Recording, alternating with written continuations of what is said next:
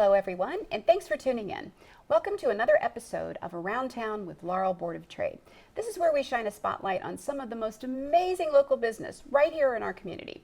I'm Carla Conway, your host and graphic designer with Uncommon Design, and I'm also one of the directors for the Laurel Board of Trade. Today, we have a really exciting guest. I'm here with Jason Plotkin, and Jason is a personal injury lawyer at Pinder Plotkin Legal Team.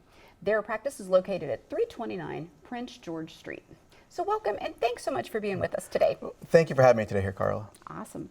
Okay, so tell us what your title and your role at the practice is. Sure. Well, my name is Jason Plotkin. I'm the CEO of the Pinder Plotkin Legal Team. I'm also its managing attorney. So we have offices throughout the state of Maryland, including here in Laurel, with Baltimore, Ellicott City, and Bel Air.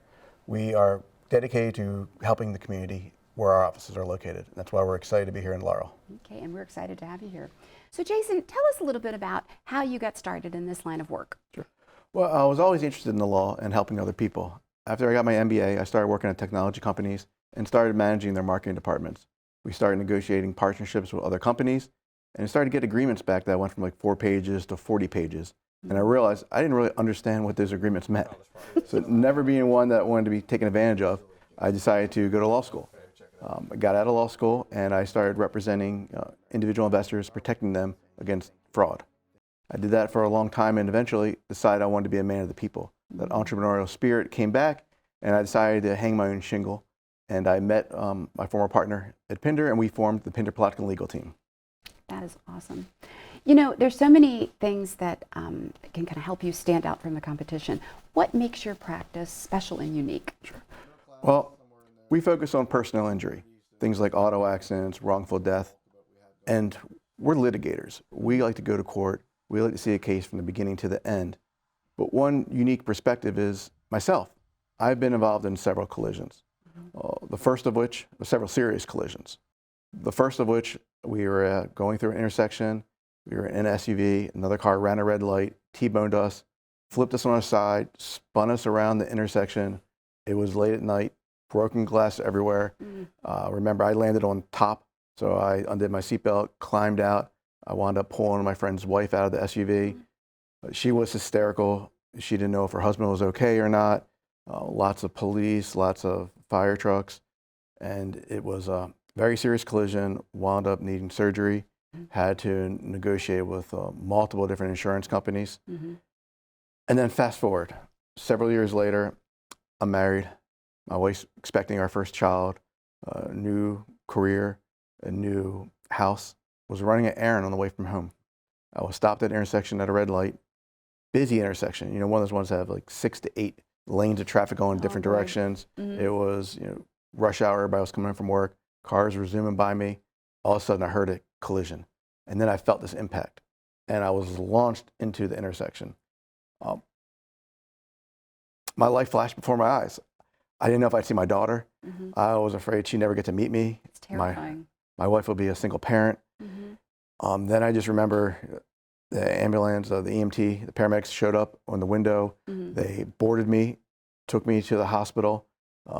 My cell phone must have been with me, but I didn't have it because my wife was expecting to hear from me. I didn't show up. I didn't show up for dinner.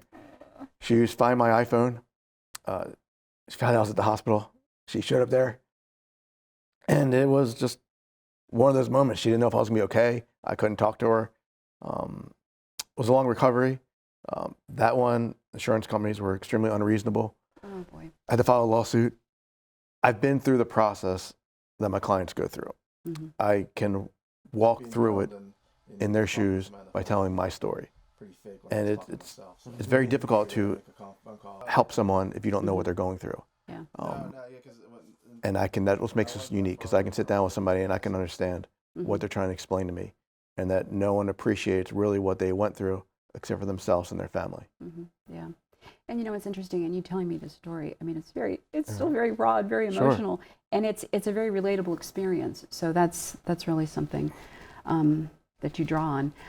Now, you have this phrase that I've heard. It's called hardworking attorneys for hardworking people.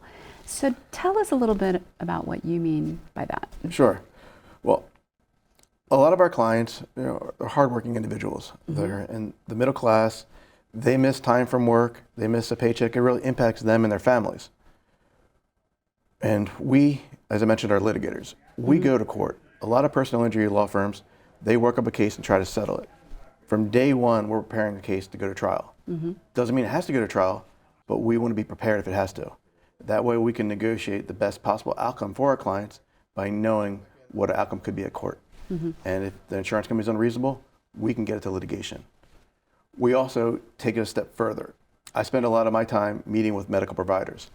I'm a frequent speaker at the Maryland Chiropractic Association. I've done CLEs for the American Physical Therapy Association's Maryland chapter. By walking through medical providers what an insurance claim process is like, what our clients are going through during this process of treatment, it really helps them get better care, better personalized care, because again, like I've been through what they're going through, now their provider understands a little bit of background of what their patient is explaining to them. That's really great. You go kind of behind the scenes, so you have that insight. A little bit extra we like to do to give back to our clients. Sure. Speaking of giving back, tell us a little bit about your dedication to first responders, because when you were in your accident, they came to your rescue and you kind of got to know firsthand what they do. So maybe elaborate a little bit about that. Sure. Well, I come from a family of first responders, a family of firefighters. My uncle's a battalion chief, my cousin's a lieutenant, another cousin's an EMT in the firefighting academy. Wow. I've grew up watching what they go through and hearing the stories, them, their friends. So it was very personal for me. During the pandemic, when everybody was hunkered down, you couldn't go to work, could barely go to the grocery store, they were out there working. Yeah. They were out there on the very front lines of the pandemic. And there's a lot of negative news out there. A lot of people weren't really supporting first responders, supporting firefighters, not understanding what they went through. They were being asked for pay cuts to work ungodly hours. They were spread thin, and the morale was really low. Because we represent a lot of firefighters, and talking to our clients, I could hear what they're going through in their voice and the pain.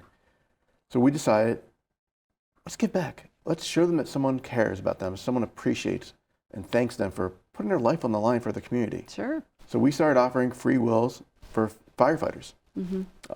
We've been doing it for several years now.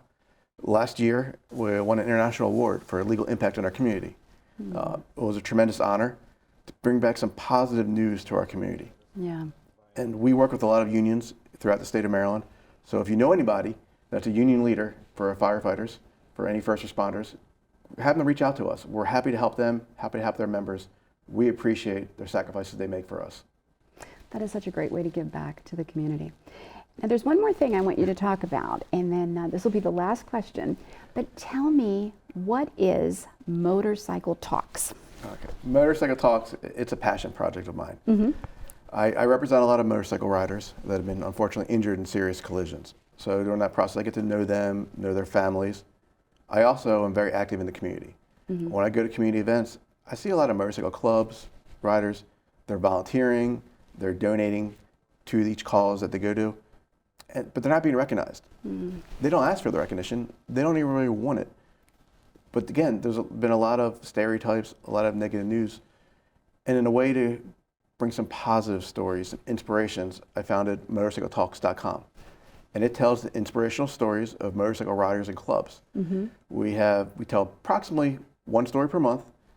We hit our 30th story recently, and they're from across the world in our backyard. We have Little Daddy's Riders. Paul Brown in Upper Marlboro, he teaches little kids to ride motorcycles. These little motorcycles, it's so adorable, but his goal is to teach them to ride safely at a young age, so when they become adults, when they're on the big bikes on the streets, they're going to be better protected. Because there's a lot about motorcycle rider safety starts with the rider themselves. Sure. We've told international stories of people throughout the country. We've told motorcycle stories for people throughout the world. There's one story on our site for someone who went through a rough divorce, a female rider. She decided to pick up her bike and travel the world. And she started going on these journeys in different continents. Wow. So we captured her story. So they're local, they're abroad, but they're all inspirational. So when you read one of the stories, you feel good, maybe you inspire yourself to do something. Okay, so I can check that out for those fascinating and inspirational stories on motorcycletalks.com. Correct, motorcycletalks.com. Okay, man, I'm gonna check that out. That sounds fun.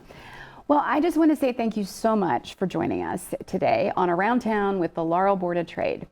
Very informative, and we have really learned a lot about Jason and his team, and they're right here in our local community, and they're doing amazing stuff. So, Jason, thanks so much for joining us. Thank you for having me. It was an honor. Thanks so much for joining us for another episode of Around Town with Laurel Board of Trade.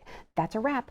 Our tagline at Laurel Board of Trade is Small Business, Big Ideas. Remember, the Laurel Board of Trade is an amazing resource and asset to our community. For more information, go to our website, laurelboardoftrade.org. Remember, shop local. See you next time.